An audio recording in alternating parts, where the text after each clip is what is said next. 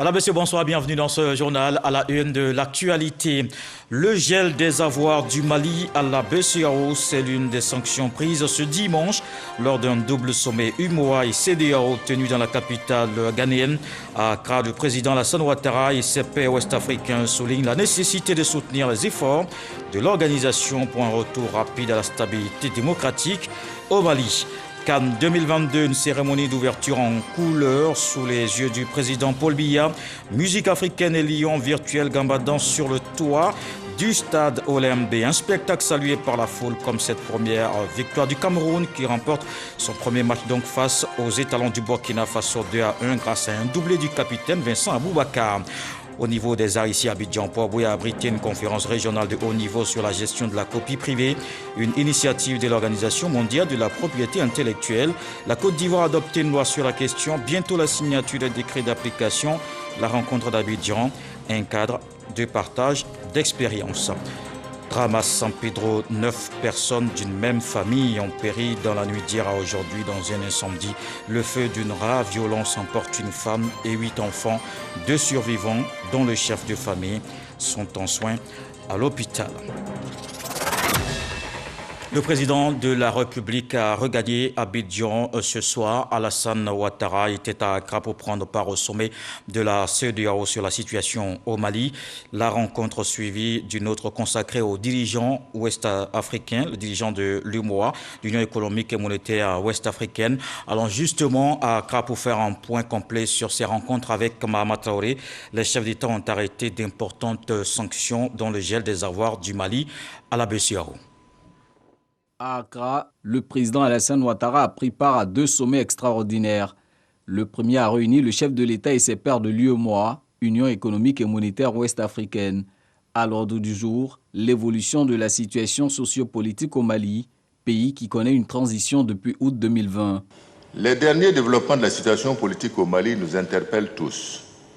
Il n'est pas besoin de revenir sur l'ensemble de la chronologie des événements dans ce pays depuis 2020.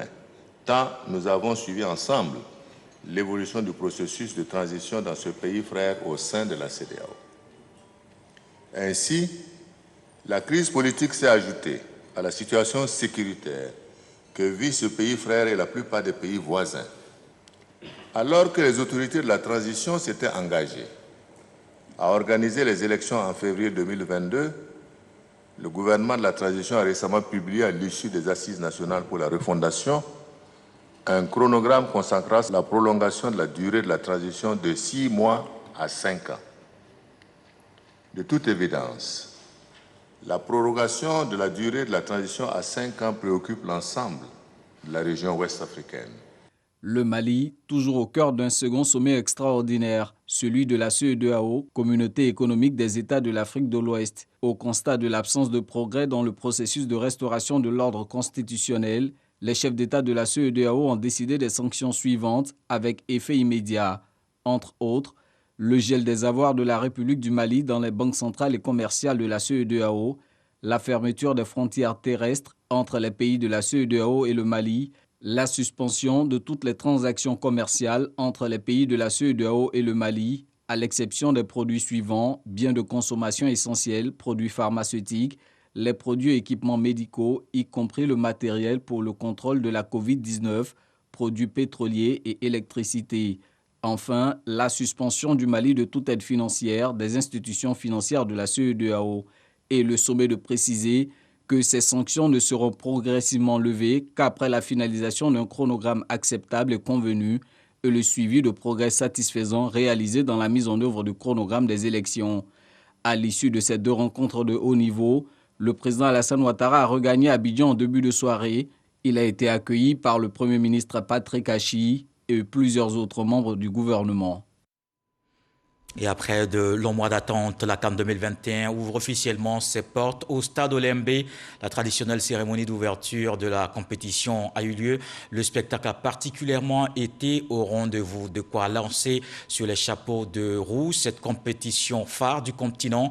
Couleurs, musique africaine et lions virtuels ont animé la cérémonie d'ouverture de la 33e Coupe d'Afrique des Nations ce dimanche à Yaoundé. On le voit avec Hassane Kouassi et Patrick Dadier.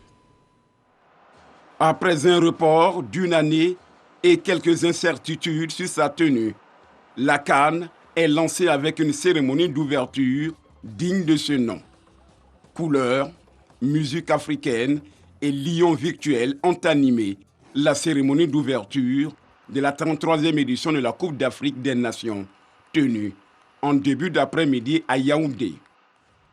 Lancée par le rugissement d'un lion virtuel gambadant sur le bord du toit du stade d'Olembe, la cérémonie dansante a été saluée par la foule d'un stade rempli à 80%, selon la jauge fixée par les autorités sanitaires de la Confédération africaine de football. Une belle cérémonie colorée rehaussée par la présence du président camerounais Paul Biya et certains dirigeants du monde sportif. L'autre fait marquant, c'est la prestation de la star de la rumba congolaise, Fally Ipupa, qui a tenu en haleine le public avant le coup d'envoi du match entre les Lions indomptables et les étalons du Burkina Faso. Justement, le match d'ouverture du tournoi opposait des Lions et des étalons. Première domination au score du Burkina Faso qui est rattrapé puis dévancé par le Cameroun. Le doublé de Vincent Aboubakar donne la victoire au pays organisateur. On fait le résumé avec Hassane Kouassi et Patrick Dadier. Pays hôte de la 33e édition de la Coupe d'Afrique des Nations, le Cameroun ne manque pas ses débuts dans la compétition. Opposé au Burkina Faso, les Lions indomptables débutent bien la partie, mais se font surprendre à la 24e minute grâce à Gustavo Sangari. Mené au score, la réaction des Camerounais ne se fait pas attendre. Ils obtiennent un penalty parfaitement transformé par le capitaine Vincent Aboubakar. À un but partout, les coéquipiers de Vincent Aboubakar repartent sur les mêmes bases et sont à nouveau récompensés d'un autre penalty. Comme un guide, Vincent Aboubakar se propose et convertit idéalement pour redonner l'avantage aux siens dans les derniers instants de la première partie. En seconde période, les joueurs burkinabés tentent de revenir dans la partie, mais butent sur le gardien camerounais, à l'image de la tentative de Bertrand Traoré. Un avantage que le Cameroun préserve jalousement jusqu'à la fin du match, 2-1, score final. Avec cette victoire, le Cameroun lance idéalement sa CAN. Les Lions indomptables débutent donc parfaitement la compétition, leader dans le groupe A. La deuxième rencontre du jour opposait l'Éthiopie au Cap-Vert. Les requins bleus vainqueurs 1-0 face aux Walias d'Éthiopie. Les Éthiopiens qui ont joué à 10 contre 11 après le carton rouge du dernier défenseur sur une action de but. Le Cap-Vert occupe donc la deuxième place de la poule A derrière le Cameroun, pays organisateur.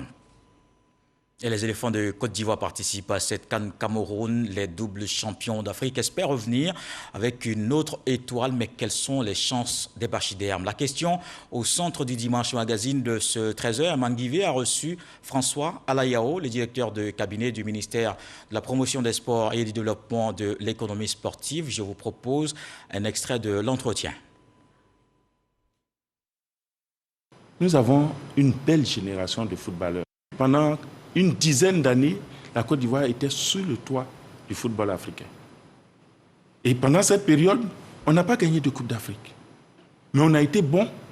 La Côte d'Ivoire demeure en Afrique l'une des grandes nations du football. Nous avons joué 4 finales et nous avons été au moins 2 ou 3 fois sur le podium. L'étape du Cameroun est une étape où on attend d'eux qu'ils confirment cette confiance placée en eux. Et donc, je voulais demander aux Ivoiriens de laisser les émotions et d'aller vers les éléments forts qui peuvent nous permettre de gagner. Parce que souvent, c'est quand on n'a pas cru en cette équipe qu'elle nous a ramené la coupe. Souvenez-vous de Sénégal 92, souvenez-vous de l'équipe qui a gagné en Guinée équatoriale en 2015. Au départ, les Ivoiriens ne croyaient pas très fort. Mais c'est dans ce doute-là que si nous unissons nos prières, nous pouvons être très forts. Espérons donc la troisième étoile. Une rencontre sportive attendra dans l'est du pays, un tournoi de football pour créer la confiance entre les populations du département et les forces armées, les forces de défense et de sécurité. C'est l'initiative engagée par la cellule civilo-militaire en vue de faciliter la collaboration. Jean-Marc Djadji. Un tournoi de football pour rapprocher les forces de défense et de sécurité des populations du département de Tanda. Cette initiative est portée par la cellule civilo-militaire. Celui qui a gagné ici, c'est la Côte d'Ivoire. C'est la Côte d'Ivoire qui est sortie gagnante de cette compétition. Parce que tout le monde a donné sa prestation de façon franche, de façon directe, et nous en sommes vraiment ravis. La cellule civilo-militaire est un organe mis en place par le gouvernement avec pour but de consolider le tissu social. Le préfet du département de Tanda, le député de la circonscription, ainsi que le commandant de la gendarmerie ont exhorté les populations à collaborer. Pour ces autorités, il s'agit d'anticiper.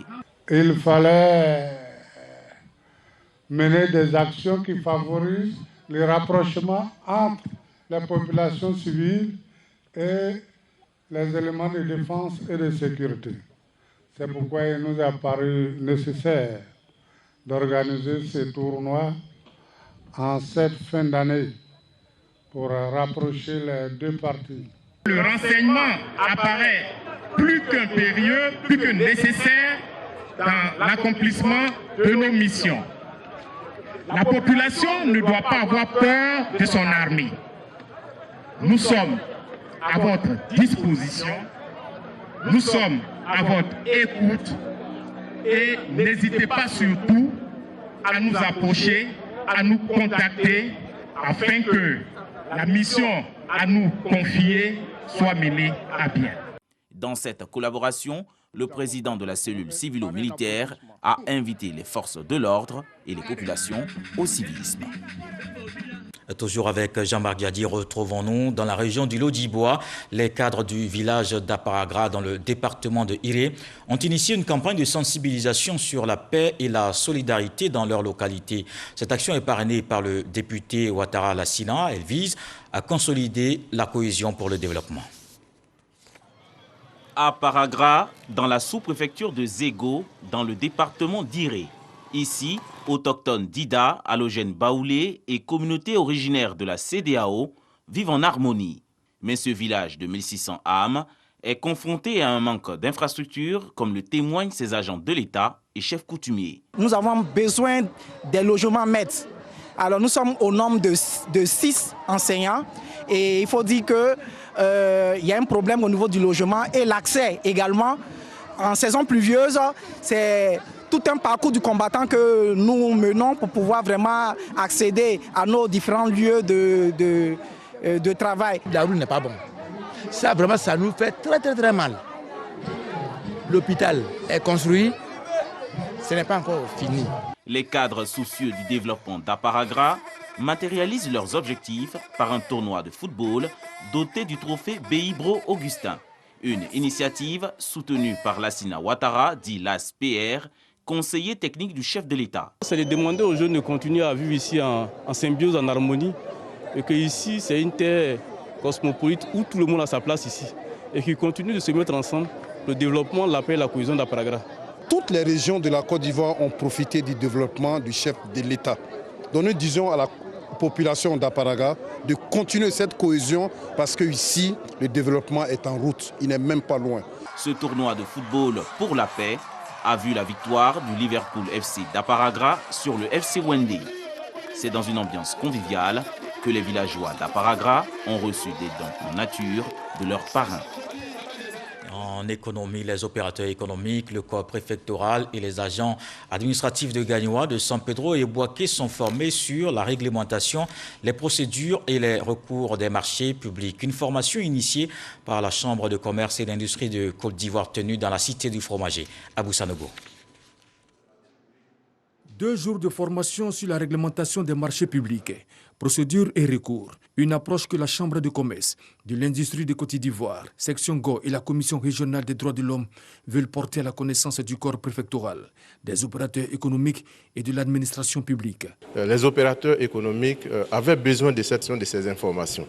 Alors, ils se sont réjouis principalement donc, des mesures d'assouplissement, de facilitation déployées, prises par le gouvernement pour faciliter leur accès au marché public qui constituent vraiment des opportunités très intéressantes. Il était important de présenter aussi la Chambre de commerce et d'industrie en tant qu'institution de la République, gérée par des pouvoirs des privés, de présenter ces institutions à nos autorités administratives de la région et profiter de former les opérateurs sur les procédures de passation de marchés publics comme source de ressources pour relancer l'économie régionale. La deuxième journée consacrée aux opérateurs économiques s'est voulu un cadre pour instruire les participants sur les procédures de passation des marchés publics ainsi que les recours. Nous, opérateurs économiques, nous n'avons pas d'informations concernant les marchés publics.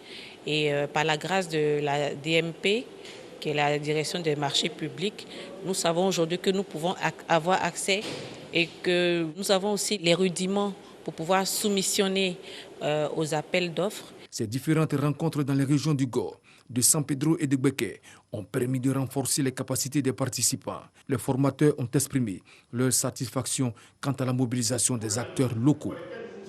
Dans l'actualité politique ce soir, la coordination RHDP du département de Yakassi à Tobrou a organisé sa rentrée politique. Au cours de cette cérémonie, le professeur Joseph Seka, coordonnateur dans la région de Lamé, a exhorté l'ensemble des militants du parti à investir le terrain pour maintenir la flamme de la mobilisation. Herman Yamien.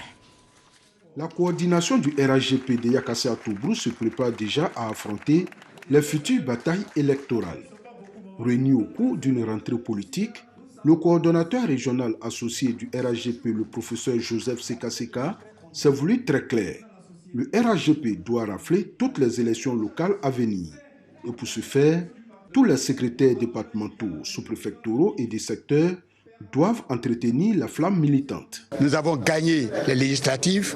Aujourd'hui, nous devons nous préparer pour gagner les prochaines élections parce que dans le département de Yakassi à Tobrou, le RHDP est le parti majoritaire, le RHDP est le parti fort. Il n'y a donc pas de raison que nous dormions sur nos lauriers et qu'aux prochaines échéances électorales, nous ne fassions pas de bon score. Joseph Seka indique que le RHDP doit non seulement gagner les échéances électorales à venir, mais il doit surtout améliorer ses résultats électoraux. Toute chose à laquelle adhère pleinement l'ensemble des secrétaires présents qui lui ont assuré qu'à la sortie de cette rencontre, des actions de terrain seront menées pour renforcer la présence du RHDP sur le terrain. Ici, assis, mes soeurs, dans cette salle, c'est donc en cela que je voudrais, en même temps qu'on nous félicite, en même temps qu'on attire notre attention sur ce qu'il est à faire. Soyez donc mobilisés aujourd'hui, mobilisés demain et mobilisés toujours pour que vive le RHDP. Pour encourager les secrétaires de section à poursuivre leurs actions sur le terrain, la coordination régionale du RHDP leur a décerné des diplômes d'honneur pour leurs actions remarquables au profit du parti. L'année parlementaire 2021 vient de s'achever et comme à chaque fin de session, le député des Divo communes, Coulibaly Famoussa, va à la rencontre des populations pour leur expliquer les lois votées. Une tournée qui l'a conduit vers les différentes communautés et dans plusieurs villages. L'élu de la nation a aussi profité pour parler du maintien de la cohésion sociale. Mahama Traoré. À l'entrée du village de Dagrom, chants et danses accueillent le député de la commune de Divo. Suivront les échanges de nouvelles. Famoussa Coulibaly dit être venu restituer à ses mandants l'essentiel du contenu des 23 textes de loi adoptés par l'Assemblée nationale lors de la session ordinaire 2021. Entre autres, le projet de loi portant modification du code pénal, le projet de loi de finances portant budget 2022 ou encore le projet de loi relatif au plan national de développement 2021-2025. Cette démarche de redevabilité va conduire Famoussa Coulibaly dans plusieurs villages de Divo, dont Daboré et Kwassikro. Ces rencontres sont aussi le lieu d'échange entre l'élu et ses mandants. Nous sommes vraiment très heureux, aussi honorés par sa visite, parce qu'il est difficile que beaucoup de politiciens le fassent. Mais ce matin-là, il a été ouvert, toute la population est vraiment contente de lui. Outre la tournée dans les villages, Famoussa Coulibaly a aussi échangé avec les différentes couches de la population. En plus de résumer de l'action parlementaire, il les a exhortés au maintien de la cohésion sociale à Divo. La paix doit être arrosée et c'est pourquoi nous les avons invités à cultiver cette paix qui doit être une quête permanente. Parce que s'il n'y a pas de cohésion, s'il n'y a pas de paix, il ne peut pas évidemment avoir de développement. C'est cet environnement de paix que le président de la République essaie de maintenir depuis un certain nombre d'années aujourd'hui. Profitant de cette tournée parlementaire, le député Famoussa Koulibaly a remis des engins roulants et des pompes hydrauliques villageoises aux populations. Dans le domaine des arts, la Côte d'Ivoire adopte un décret sur la copie privée. Les mesures d'application bientôt précisées dans des textes. En attendant, une rencontre régionale se tient sur la question. Elle est initiée par l'Organisation mondiale de la propriété intellectuelle. Un moment de partage d'expériences que nous voyons avec Serge Pakomdidi et Franck Wadio. En attendant la signature du décret par le président de la République pour l'implémentation effective de la copie privée en Côte d'Ivoire, artistes, parties prenantes de la sphère artistique, informés et formés sur la gestion collective de la reprographie et la copie privée. Et cela à l'initiative de l'Organisation mondiale de la propriété intellectuelle en coopération avec le gouvernement ivoirien et en association avec la Fédération internationale des organisations de gestion des droits de reproduction et du Bureau ivoirien des droits d'auteur, Burida. Il nous appartenait, nous, en tant que nouveaux élèves dans la gestion de telles rémunérations, de partir auprès de ceux qui ont une expérience avérée, de savoir comment ils ont pu mettre en route toutes ces décisions qui avaient été prises dans leurs pays respectifs et comment ils ont pu les gérer. Une conférence régionale marquée par des échanges et des partages d'expériences entre organismes africains et européens gérant déjà la copie privée et la reprographie. En somme, disons que la reprographie, ce sont les droits d'auteur destinés pour les arts visuels, arts plastiques, livres, peintures, et la copie privée concerne les droits imputés sur le matériel et l'exploitation à usage personnel. Beaucoup sont les artistes parmi nous qui ignorent ce que c'est que la copie privée.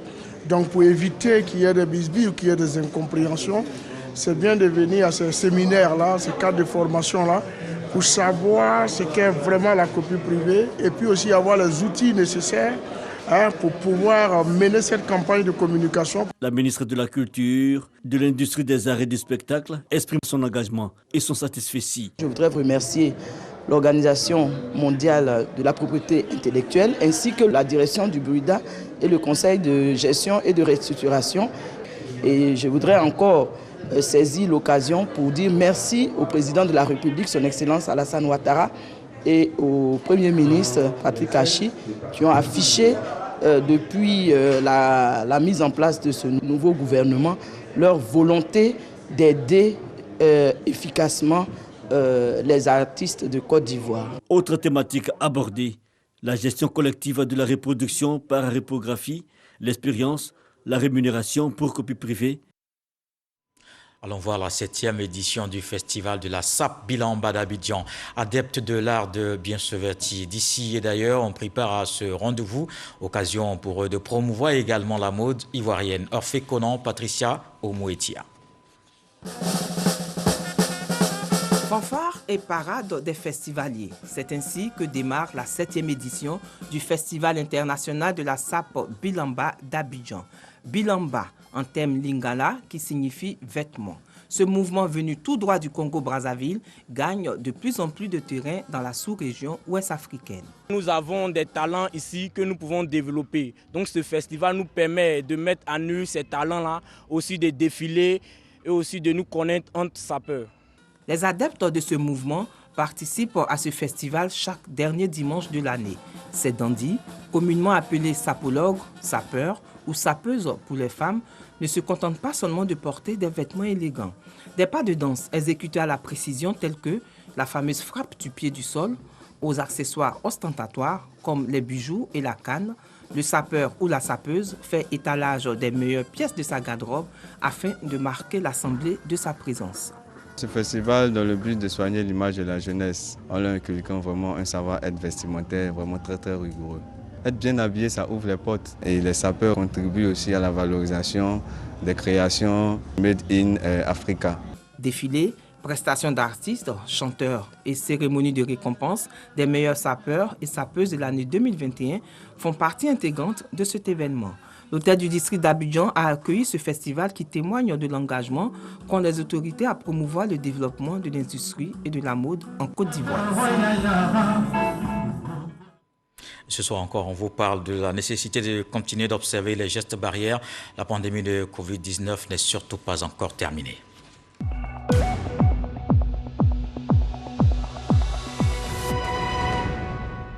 Le ministère de la Santé, de l'Hygiène publique et de la couverture maladie universelle a enregistré ce dimanche 717 nouveaux cas de Covid-19, 1539 guéris et 2 décès malheureusement.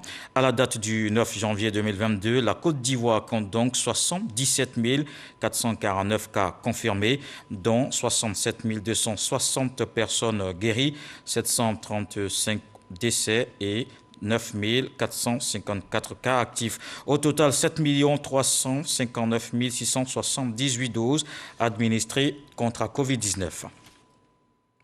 Les fidèles musulmans du Gontogo étaient en prière. Ils ont prié pour une année 2022 pleine de grâce et de bénédiction pour les Ivoiriens. Ce moment d'invocation d'Allah dirigé par l'imam principal de Bondoukou, Herman Yamien. La communauté musulmane de Bondoukou implore Allah en ce début d'année pour la paix, la stabilité et le progrès en Côte d'Ivoire. Sur recommandation du Conseil supérieur des imams Kozim, El Hadj Ismaël Timité, grand imam de la ville, a convié de nombreux guides religieux du département à une grande séance de prière et de bénédiction au foyer d'Imam Sow. Nous avons eu la fin de l'année.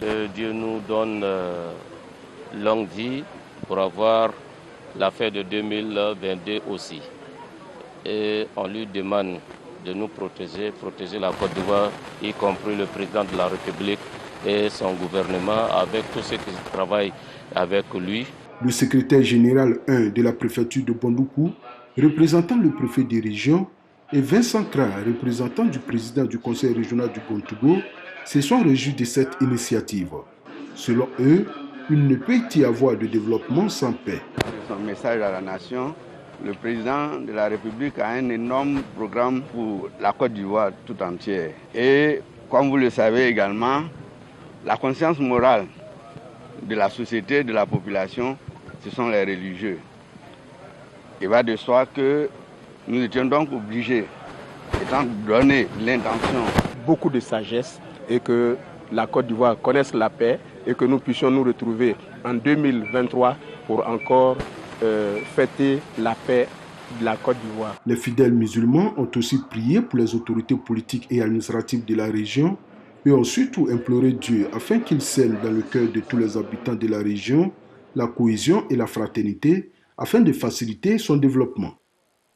Et dans l'actualité ce soir, ce drame à San Pedro, 9 personnes d'une même famille ont péri dans la nuit d'hier à aujourd'hui dans un incendie. Le feu, comme vous allez le voir, était d'une rare violence. Les 8 enfants et l'une des femmes n'ont pas survécu aux flammes, mais 2 survivants, dont le chef de famille, sont actuellement en soins à l'hôpital. Le reportage de Sam Kona. Les habitants du quartier d'Igboué 2 de San Pedro sont encore sous le choc. Un incendie qui s'est déclenché aux environs d'1h du matin, dans la nuit du samedi à dimanche, a ravagé une famille. 9 membres sur les 11 ont péri dans les flammes. Dans cette chambre où le lit a été consumé par les flammes, une femme et ses 3 enfants n'ont pas survécu. Dans cette autre chambre, juste en face, les 5 enfants de la rivale de la défunte ont trouvé la mort. L'incendie a été d'une violence particulière. En témoignent les fauteuils, la télévision et les motos calcinées par les flammes. Avec l'aide des voisins, le feu a été maîtrisé un peu plus tard. Quand j'ai senti l'odeur là, en même temps j'ai me réveillé. J'ai allumé l'ampoule, je vois chez moi il n'y a rien. Quand j'ai ouvert la porte, je suis sorti, j'ai tapé à mes voisins qui sont là. J'ai dit réveillez-vous, il y a un incendie dans la grande cour. En même temps, je viens sur la grande porte aussi, j'ai tapé. Le propriétaire de maison, il était en haut là, avec sa femme. C'est en ce moment-là, il descendit avec sa femme. Ils ont ouvert, elle est sortie et dit ah, les enfants et tous sont morts. Je regarde, il faut appuyer le bâtiment compris. On ne peut plus rentrer dedans, non. Les jeunes gens maintenant, on a pris les choses pour casser le mur. Quand on a cassé, la femme et ses enfants, ils étaient là. Ils sont tous morts. Le chef de famille et sa première épouse, qui ont échappé à cet incendie, ont été conduits au CHR de San Pedro, où ils reçoivent des soins. Une enquête a été ouverte pour situer les causes de cet incendie. La tristesse encore dans les cœurs de ses proches, ses admirateurs, ses familles biologiques et professionnelles. Benson Pierraka Claver a été au cours de la levée du corps décoré dans l'ordre du mérite du sport à qualité de chevalier à titre posthume. Le conseiller technique du ministre de la Promotion des Sports et du Développement de l'économie sportive a remis la médaille à l'épouse du journaliste Carole Benson. Il n'a pas manqué de louer les qualités professionnelles et humaines du disparu. Une vie pleine, Benson Pierraka Claver s'en est allé, journaliste des sports à la RTI. L'homme a plusieurs années durant fait entendre sa voix dans les stades d'ici et d'ailleurs pour nous faire vivre sa passion. Il a été inhumé hier au cimetière municipal de Grand Bassam après la levée du corps et l'étape de l'église méthodiste unie Israël de Treichville. Le dernier voyage dont nous parle Franck Quadio. Ce magazine goupillé à la réalisation par... On l'attendait aux côtés de ses compères de RTI Sport, sous la chaude ambiance des joutes footballistiques de la CAN 2022 au Cameroun. Hélas, les supporters des éléphants, aux premières lueurs de la compétition reine, feront tourner le corps loin des stades.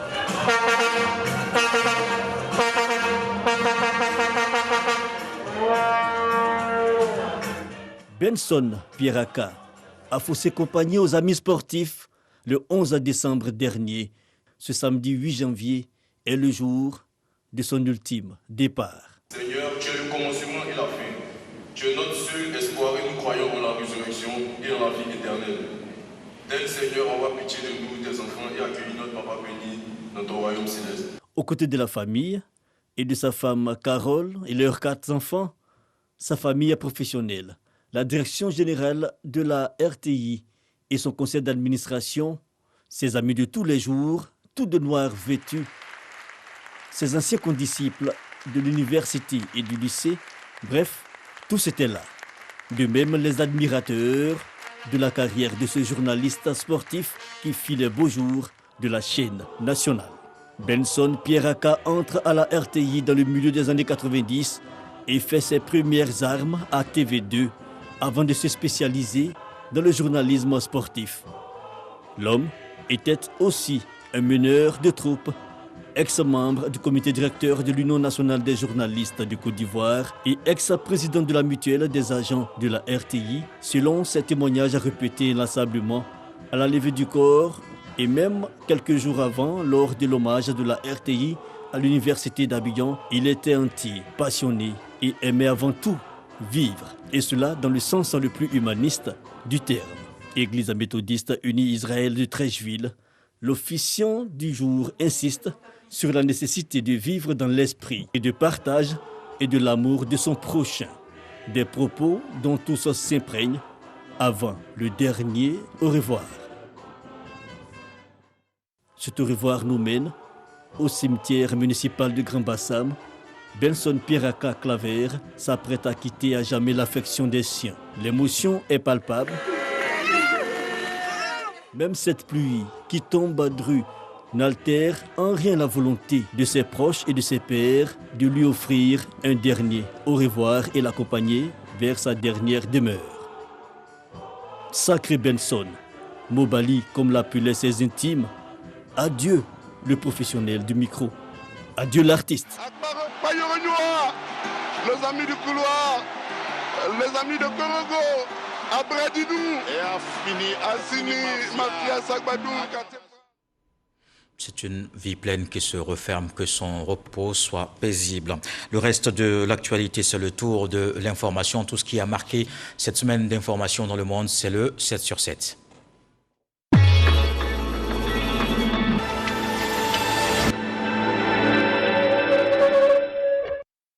Six personnes sont mortes lundi dans le comté de Lamu, une région de l'est du Kenya. Une attaque présumée des rebelles Shebab dans cette région du pays bordant la Somalie, selon un responsable du gouvernement local. Le Kenya a été la cible de plusieurs attentats meurtriers depuis son intervention militaire pour lutter contre les Shebab en 2011 dans le sud de la Somalie. Les forces de sécurité ont tiré mardi des gaz lacrymogènes sur des manifestants descendus dans la rue au Soudan pour protester contre le pouvoir militaire 2 jours après la démission du Premier ministre. Malgré le déploiement massif des forces de sécurité, des milliers de manifestants se sont rassemblés dans la capitale soudanaise et plusieurs autres villes du pays. Au Kazakhstan, des manifestants se sont emparés mercredi des bâtiments administratifs et des sièges des forces de l'ordre. Les émeutes ont occasionné au moins 18 morts des forces de sécurité et 748 blessés. Le pouvoir a décrété l'état d'urgence sur l'ensemble du pays ainsi qu'un couvre-feu. Le mouvement s'est enclenché le 2 janvier après le doublement du prix du gaz pour véhicule. 2 journalistes haïtiens ont été assassinés jeudi par un gang qui sévit dans une zone en périphérie de la capitale d'Haïti, Port-au-Prince, a indiqué une station de radio qui employait l'une des 2 victimes. Wilgens Louisin et Amadi John Wesley ont été tués lors d'une fusillade, a précisé à l'AFP l'employeur du second, Radio Écoute FM. Un 3e journaliste qui les accompagnait a pu s'enfuir selon la même source. Le député du Pas-de-Calais, José Evra, vice-président du parti Debout la France, est mort des suites du Covid-19, a annoncé vendredi le président de l'Assemblée nationale, Richard Ferrand. Âgé de 76 ans, José Evra a été farouchement opposé à l'obligation vaccinale et au pass sanitaire, mais il était lui-même vacciné, selon son fils. Plusieurs manifestations contre le projet de passe vaccinal se sont déroulées samedi à travers la France, essentiellement dans le calme, quelques jours après les déclarations controversées d'Emmanuel Macron sur les non-vaccinés qu'il souhaite emmerder. Plus de 140 rassemblements ont eu lieu partout à travers le pays. Près de 40 000 personnes étaient dans les rues. Les dirigeants ouest-africains se réunissent à nouveau dimanche sur le Mali, avec l'éventualité de durcir ou non les sanctions contre les militaires au pouvoir. La junte avait demandé 5 années de transition, un délai pas accepté par la CEDEAO qui a toujours réclamé un retour rapide des civils à la tête du pays. Ce sommet d'Accra devrait commencer, celui des chefs d'État de l'UEMOA dans le Mali est jusque-là suspendu.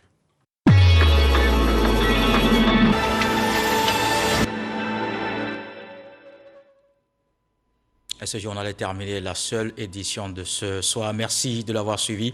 Demain, le journal de 13h est à 11h30 en raison de la CAN. Je vous souhaite une fructueuse semaine. On se quitte sur ce que le sage nous apprend ce soir. Quel que soit le rendement, le champ individuel n'égale pas celui de toute la communauté.